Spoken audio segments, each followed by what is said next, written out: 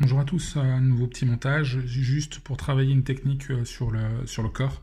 C'est pas des corps qui sont trop travaillés en France, mais il y a des pays où ils les utilisent beaucoup, notamment la Pologne.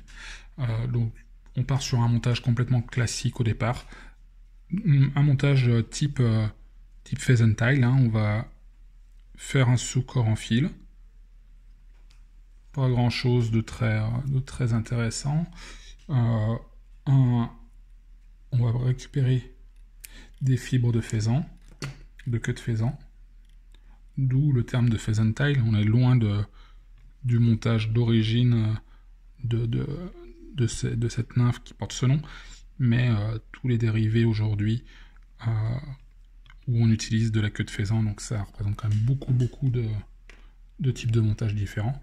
On va parler de pheasant tile.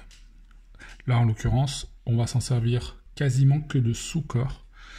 Je vais venir chercher un fil de cuivre fin, donc c'est un 10 centièmes, que je vais mettre en attente, et puis également un fil type polyfloss, et que je vais également mettre en attente.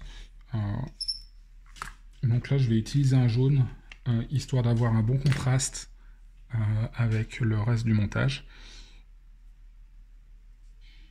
Voilà. Là, je coupe pas l'excédent, dans le but de faire un sous-corps assez rapide. Donc je garde mes matériaux qui sont, enfin l'excès des matériaux qui sont en attente derrière, je le garde en sous-corps. Voilà, ça évite de trop charger avec du fil de montage. Par contre, je le garde bien sur la longueur complète de la hampe. Ça va éviter de faire une marque qui pourrait, si j'arrêtais mon matériau ici, ça ferait une marche d'escalier, ça serait vraiment pas très beau.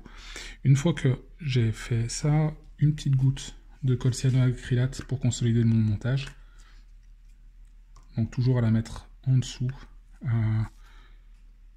Ça se voit pas et ça abîme pas trop les fibres de faisan et ça augmente la durée de vie de la mouche. Là, j'enroule à spire jointive mon faisan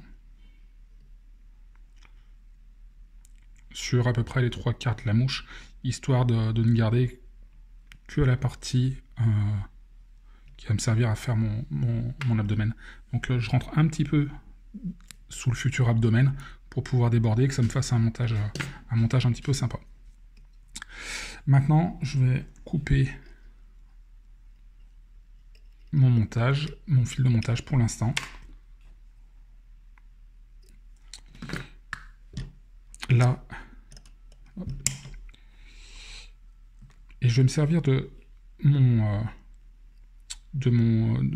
ma polyfloss par en dessous. Donc en fait, ça va me permettre d'avoir la couleur de la polyfloss en dessous et la couleur de mon faisan au-dessus et mon fil de cuivre qui va me servir quasiment de cerclage. Donc là, je mets mon étau à l'horizontale et puis on va voir le corps se dessiner petit à petit. Je passe dessus, je reviens par l'arrière, je bloque, je repasse dessus, je passe par derrière ma polyfloss, je bloque, je passe, et on va faire ça sur l'ensemble du corps.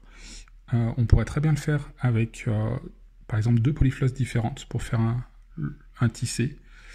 Là, j'ai envie d'utiliser mon faisan, de laisser mon faisan apparent, donc effectivement, je le fais avec une polyfloss et avec mon cuivre. Et puis aussi, l'avantage, c'est que le cuivre, on peut le lâcher. Si on le fait avec 2 polyflosses, on est obligé de les tenir tout le temps. Et c'est un petit peu périlleux comme montage, surtout quand on a une caméra devant. Mais là, ça va faire un montage très sympa. Et puis avec l'avantage de garder mon faisan apparent, quoi.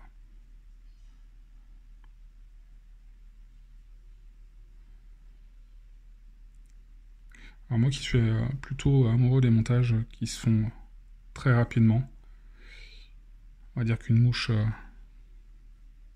les mouches que je préfère, elles sont montées en moins de 5 minutes, ça me permet de pas trop me prendre la tête derrière les taux. Bah là c'est un petit peu plus long que d'habitude, mais ça fait une mouche relativement jolie. Et puis c'est en ces périodes où on a un petit peu plus le temps que d'habitude à cause de ce confinement, de passer derrière les taux, et ça permet d'avoir des mouches un peu sympas dans les boîtes.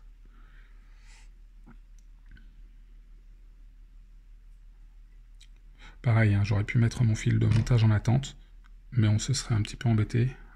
Donc là, je préfère le couper.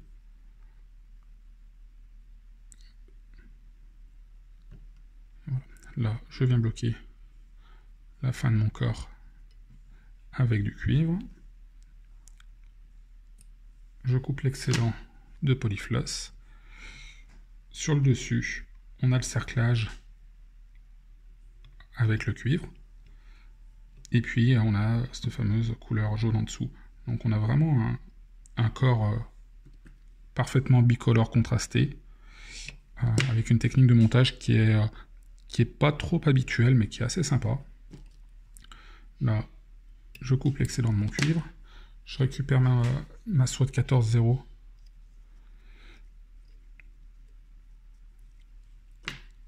Pour finir mon montage, je reviens à peine sur le corps tissé, histoire d'avoir une continuité. Et puis là, j'ai plus que mon thorax à faire, donc au choix avec du faisan, avec un matériau synthétique, ou même avec un cul de canard. Là, je vais utiliser un cul de canard pour faire mon sac à l'air. Donc là, c'est en aucune façon, c'est les qualités premières du cul de canard qu'on cherche, mais juste histoire d'avoir une finition un petit peu sympa.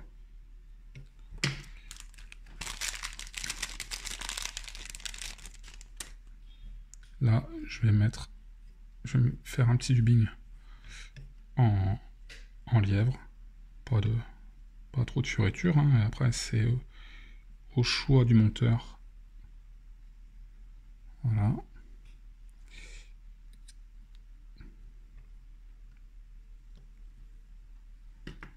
Et je viens bloquer derrière la bille.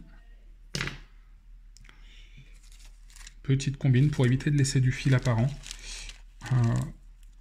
juste derrière la bille, entre le sac à l'air et la bille. Un petit, quand on n'en a pas besoin, par exemple, on aurait besoin de laisser du fil apparent si on faisait un tag, et par exemple dans une couleur fluo. Là, je vais juste finir proprement ma mouche. Donc, un petit point de colle, un tout petit dubbing d'Ace Double, quelques fibres uniquement, juste histoire de faire 2 tours avec le whip finish, et que ça finisse mon montage derrière la bille. Voilà. La mouche est finie. Et voilà tout. Bon montage à tous, et puis à demain pour la prochaine. Au revoir.